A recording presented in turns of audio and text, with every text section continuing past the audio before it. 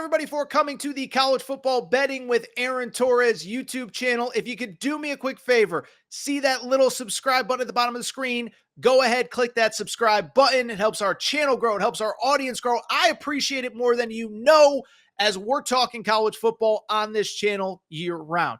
Appreciate your support. Click that subscribe button. I would say the rare Friday night top 25 matchup. Except here's the thing. We got a top 25 matchup last week on a Friday night. Kansas State hosting Arizona. That one turned into kind of a dud. Well, this week we get Illinois at Nebraska. Nebraska is an 8.5-point favorite. It was 9.5, so it's actually trickling down towards the Illinois spot. And then the over-under in this game is 43.5.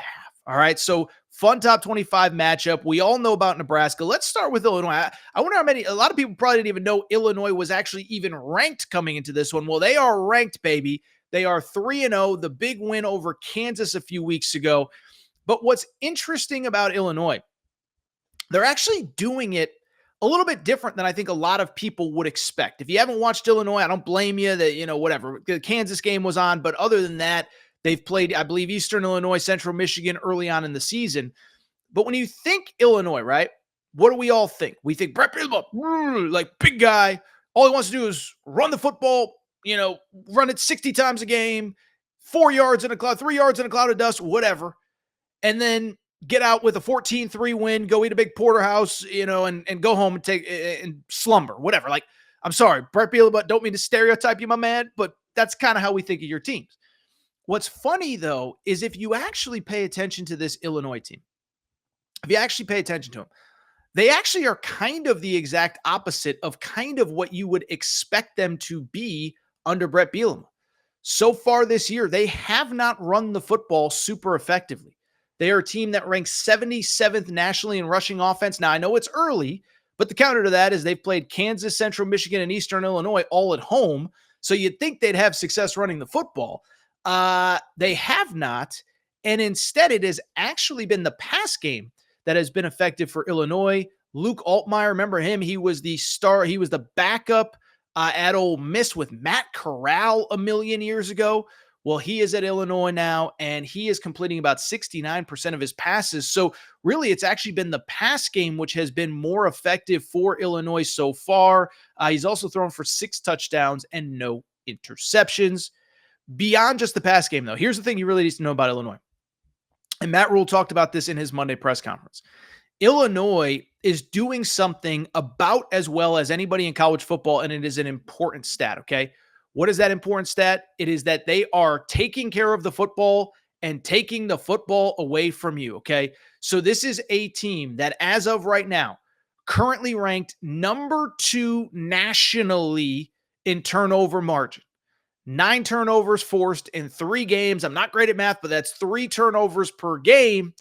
And so listen, when you're taking the ball away 3 times, you don't have to be great in every other phase, but that is the key to Illinois' success. And Matt Rule said, they're kind of doing a lot of the same stuff that we are doing right now. In terms of Nebraska, listen, we've talked a lot about Nebraska on this show, but I think it's worth noting a couple things.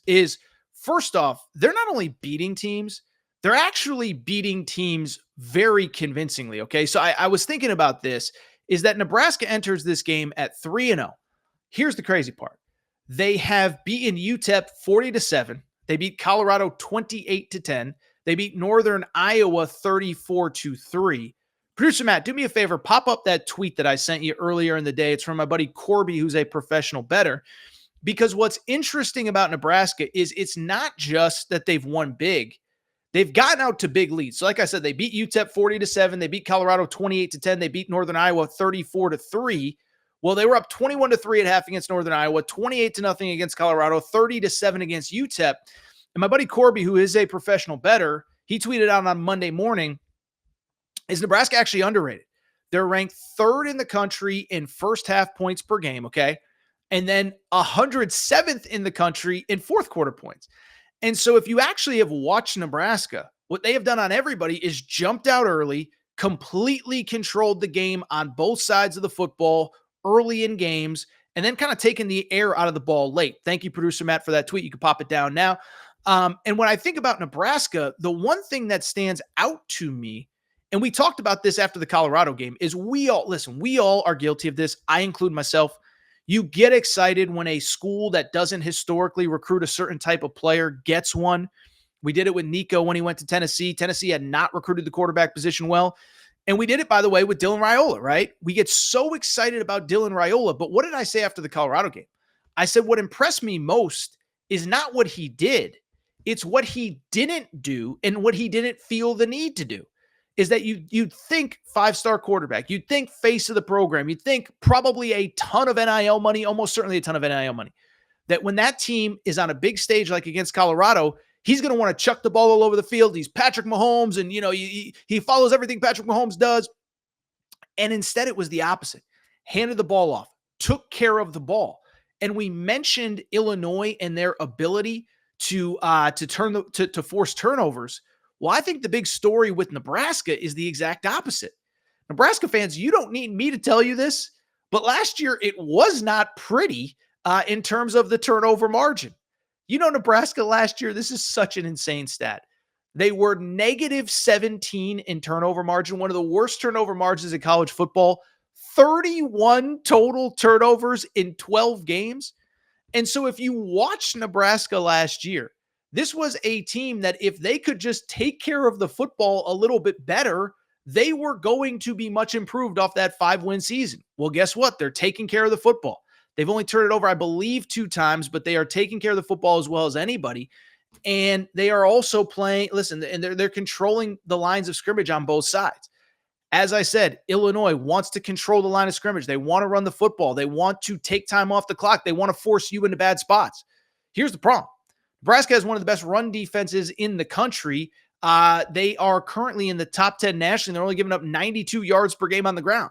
Now, I know you could argue they haven't played anybody, but it doesn't change the fact that, to me, I don't really care about that because they've done what they need to do against literally everybody. By the way, if you want to say they haven't played anybody, go back and watch Nebraska trying to run the ball or watch Colorado trying to run the ball against Nebraska versus trying to run the ball against Colorado State last weekend. Criticize Colorado for whatever you want. Criticize Nebraska for whatever you want. But the bottom line is Colorado averaged like 6 yards per carry against Colorado State the other day. So maybe it wasn't just that Colorado can't run the football. Maybe Nebraska has something to do with it. And so when I look at this game, listen, I know the spread feels high, but to me, it really isn't, because when I look at this Nebraska team, they're not, unless they have a very uncharacteristic game at home, okay? Through 3 games, we're now a quarter of the way through the season. They have taken, is that right? Is that quarter of the way? That's quarter of the way. I'm bad at math. Forgive me. But I bring it up because through a quarter of the season, they're taking care of the football. Illinois, that is what they do best, force you into mistakes. Well, if you're at home, if you take care of the football, you should be okay. You're going to slow down the run game. And when you look at Illinois, the win against Central Michigan, they really struggled to move the football. And how about this? The Kansas game, right? Everybody thinks about the Kansas game, this great win. Well, first of all, Kansas lost at UNLV a few days ago. So Kansas is now 1-2. I'm not saying we should just dismiss and pretend like the Kansas game means nothing, but Kansas is 1-2. And in that Kansas game, Illinois was outgained total yards. They actually, the Kansas had more first downs. Kansas averaged like 6 yards per carry, but Kansas turned the football over 4 times. I don't think Nebraska is going to do that. Nebraska is taking care of the football through 3 games. I believe they're going to do it again, and I believe they win convincingly. So my pick and my best bet in this game, it is Nebraska -8.5. I know the number feels like a lot. I know it's at home. And I know, by the way, they haven't really been challenged. I think they probably haven't been challenged because they're just better than people think. And I'm telling you, I know this sounds crazy. I don't think in a world where, 12 teams are going to make the playoff and probably 3 or 4 from the Big Ten, that this isn't a fringe playoff contender. I know we're putting the cart before the horse. I know I'm not trying to go too crazy here, but you look at the schedule, no Michigan, no Oregon, no Penn State. Penn State's struggling. All of a sudden, you do have Ohio State, you do have USC. You go 10-2, though, you're going to be in the conversation. Now, Indiana's playing better than people expected under Curt Cignetti, so I don't want to get too far down the rabbit hole here. I just think Nebraska's a really good team. And I think they were probably better last year than we realized. They just kept turning the ball over. I like them to win. I like them to cover. Give me Nebraska in a dominant home victory. By the way, after 4 straight home games start the season, they will go on the road next week. But we talked about it in the preseason. They win today. They win this weekend. They win on Friday. That's 4-0. Then at Purdue, picked to finish 18th out of 18 Big Ten teams. You can win that one. And then, of course, Indiana and Rutgers at home. There's a very realistic chance, that you start 7-0 going into that Ohio State game.